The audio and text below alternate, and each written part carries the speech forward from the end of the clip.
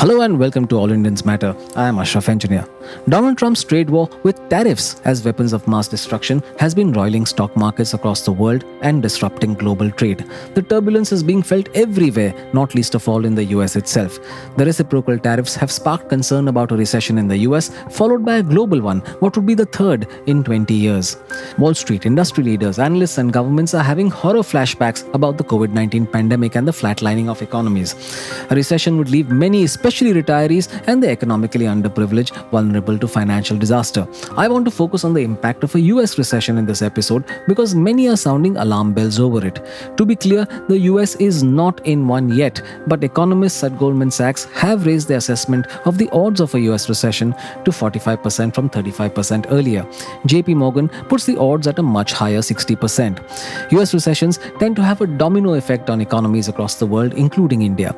India has deep business, investment, and remittance links to the US. A downturn in the American economy would have far-reaching consequences for us. All Indians matter. So, what is a recession? One popular definition puts it as 2 consecutive quarters of economic contraction. Recessions may be caused by imbalances in the market triggered by external or internal factors. The tariff war certainly counts as a factor, although I'd like to repeat that the US is not in a recession yet. Also, no two recessions are exactly the same. Each brings with it its own challenges and unique characteristics. What happens during a recession? Several things, but none of them pleasant. For one, investment declines because businesses have a negative outlook of the future. The Great Recession of 2007 to 2009, for example, was triggered by a collapse of the US mortgage market. So, builders stopped building homes, which meant they stopped purchasing equipment and material, which then had an impact on the wider economy. As investment declines, unemployment rises. During the COVID-19 recession, unemployment in the US briefly hit almost 15% before falling as quickly. Even if a relatively small number of jobs are lost, the likelihood of further losses leads to widespread anxiety and a drop in consumer spending. Even if jobs are not lost, salaries might stagnate. Much of this feeds off itself, so declining investment leads to a rise in unemployment, which leads to a drop in consumer spending, which in turn shrinks businesses further. Much of the current news is centered on stock market losses. However, it must be understood that what happens on the stock market is not the same as what happens in the wider economy. That does not mean the two are completely unconnected either. If there is a very large fall in stock prices, it means there's a fundamental reappraisal of future business profits and therefore of the wider economy. As of today, markets are quite reasonable in expecting that higher tariffs will mean higher costs and lower profits. In keeping with the theme of a possible US recession, analysts say America is harming itself as much or more than other economies. This is because the tariffs will cause price surges in the US too, adding an estimated 2% to the consumer price index in 2025. Of course, the countries affected are imposing retaliatory tariffs, which affect US product and service prices badly. A recession or slowing growth would cause Americans to cut back on spending, which would lower demand for foreign goods. Other problems would include uncertainty and disruption of supply chains. The cost of doing business with the US would increase drastically. The makers of these foreign goods would compensate by holding back investment, as I mentioned earlier, and laying off people. For example, Deutsche Bank economists expect unemployment to rise in the European Union and the UK over the next 12 to 8 months. So how would a US recession impact India?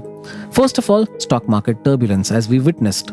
A recession in the US would trigger a global sell-off, leading to a decline in Indian stock markets too. Foreign institutional investors or FIIs would withdraw. Stocks of industries like IT and pharmaceuticals would fall. Startups dependent on US venture capital would struggle to get funding. Rising sectors like education, technology, and fintech would be hit.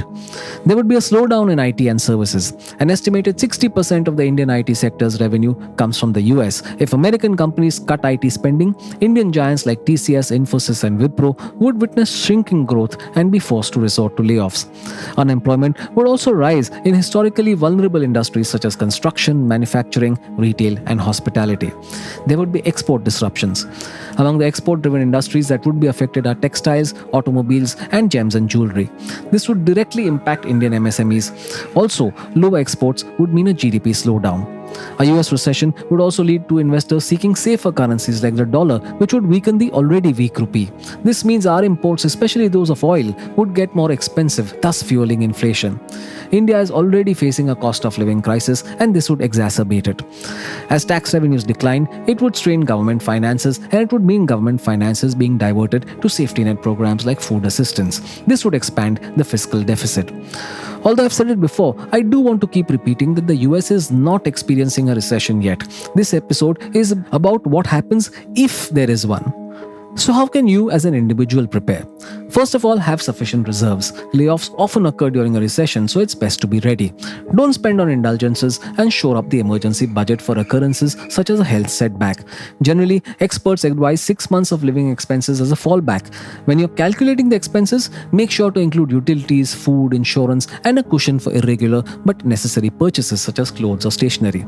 Strip away expenses like travel or recurring subscriptions that you don't or rarely use. You could grow the fallback fund by investing it in low-risk mutual funds or a high-yield savings account. That way, your money grows at least in line with inflation. Live within your means during the good times and you are less likely to struggle during the bad times. If you're confident of your fallback fund, a downturn can be a good time to make large-ticket purchases such as a car because typically their prices fall then. But make sure you've protected yourself first financially. If you can, keep contributing to your retirement fund but reduce the risk in the portfolio. Make sure you pay down credit card debt. This is very high interest debt and causes much financial strain. It would be a good idea to not have any in the first place. If possible, have an additional source of income. A side gig can act as a buffer. This is true even if you have a great and secure job. Diversifying income streams is as important as diversifying your investments. That way, if you lose one stream of income, you still have the other one. Most important of all, get professional investment help to grow your money and to plan for downturns. A US recession, if at all it happens, will leave no one untouched. India is feeling the effects of the trade war already, and unless there is a let-up in it, the stresses will compound. A recession in the US does not mean automatically a recession in India, but it does mean a significant impact on the economy. An interconnected world has tremendous upsides, but also a few downsides. The better prepared we are as a country and as individuals, the better will be our capacity to manage it.